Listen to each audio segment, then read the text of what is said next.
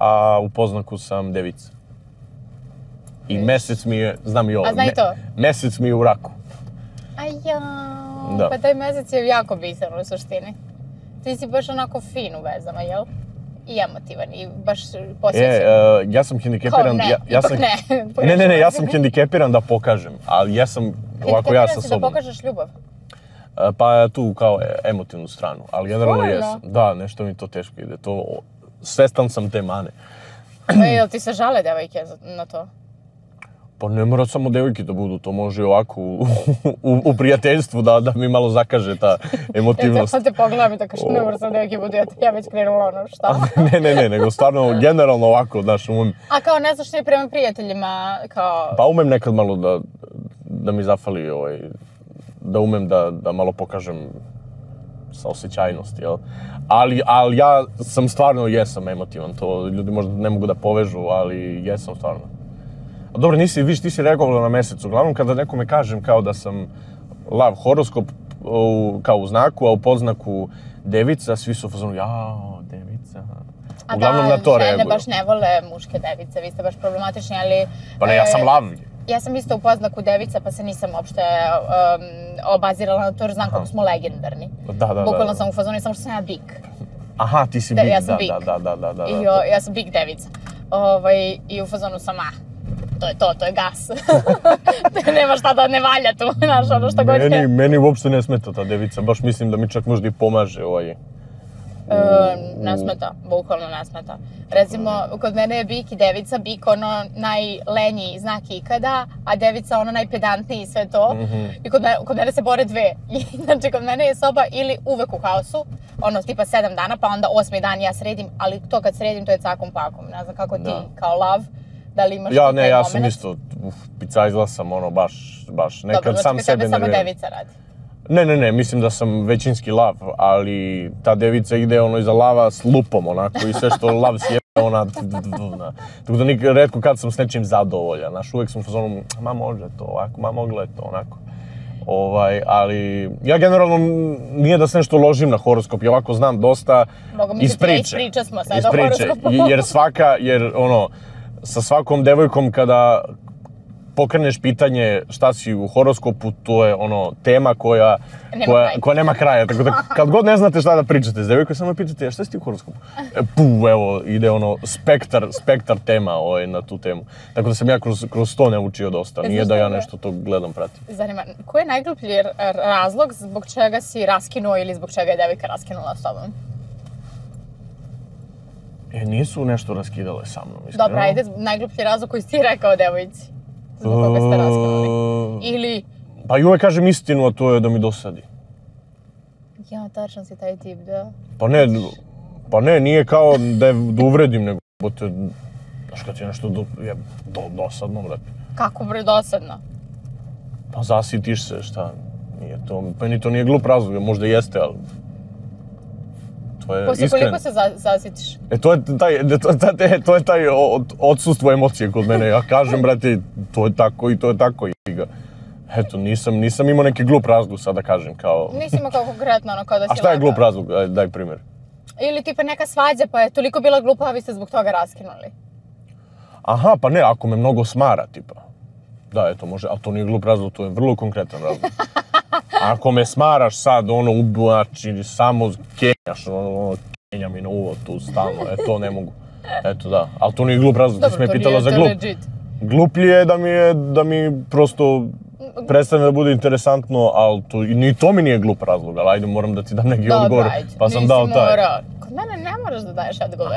Kod mene ne moraš. A gde mi sad kažeš, jel? Da, sad kad smo pri kraju. A reci mi, molim vas, hejtujte me u komentarima da bi to izbacila. Reci mi. Opet sam krenula da kažem, a reci mi. Znaš šta me zanima? Ili znaš šta me zanima? Ja imam te dve, znaš. Pa dobro, moraš nekako. Kod mene je miks. Gde te publika najtoplije dočeka? Na Balkanu pričam. Gde dođeš i kao... Jel primećaš razliku između kad pevaš u Beogradu, pevaš u Sarajevu, pevaš u Zagrebu? Stvarno imam tu sreću da stvarno gde god da sam bio Nigde nije bilo nešto da kažem, ovde je teško, ono, stvarno je svuda dobro. Bilo bi malo nezahvalno da izdvajam nekoga, iako sam možda krenuo da kažem, recimo, u Hrvatskoj, ali nije pravedno prema drugim ovim mestima i zemljima. Da izaberem gosta. Da, jer stvarno je svuda dobro. Kad bi sad izdvojio nekog, baš je nezahvalno. Naravno, ali sam pitala, rekao, ajde, čisto možda... Ne mogu da izdvojim. Baš ne mogu. Znaš što me zanima? A prvi nastup, gde si imao?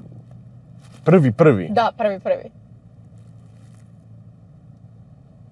Mislim da je negde u Beogradu neki all inclusive žurka. Nastup mi bio 15 minuta.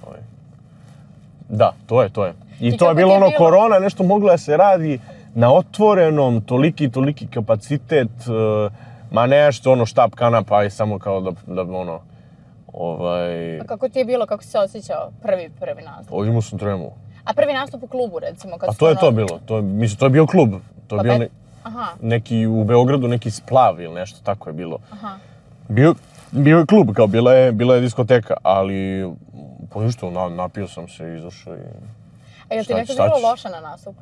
Kao fizički? Da, imao sam moment, bukvalno, ono, ja povraćam i stiže informacija, krećemo za 5 minuta i ja se ispovraćam, temperatura, bled, ovo, ono, ništa, izlazi i odrađuje, što se kaže. Pa jel si uspeo, ili nisi išao na 7 pesme do WC-a? Ne, nije. Sa sreće iz 2 bloka se radilo, pa sam imao pauzu da odmorim na pola, ali kako se zove, bilo mi je nezahvalno sad, mislim, to me strefilo.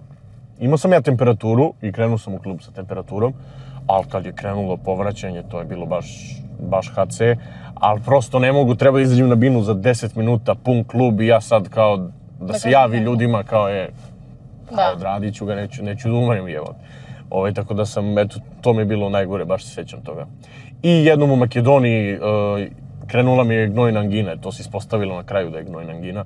I ja sam bukvalno radio s temperaturom, 40 i jedva sam guto i toliko sam podrao glas tu, da je ovaj bio u fazonu da si došao, dan posle, morali bi pod nož da te stavljamo. Baš sam imao ozbiljnu gnojnu anginu. Eto, ta dva, da pamtim.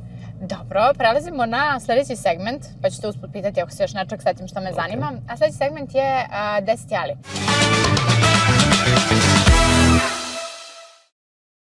Znaš da se to igra? Aha, znam, ajde. Znaš taj trend?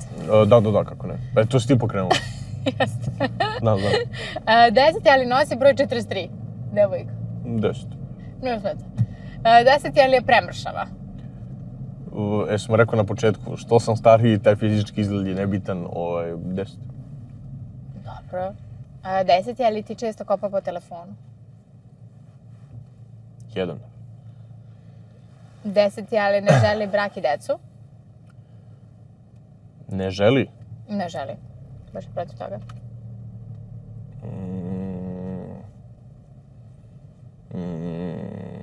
Ajde 5. Pa ja bi joj dala čak i 0. Ti si još pa kao, ostao bi sa tom ženom iako ne želi brak i decu.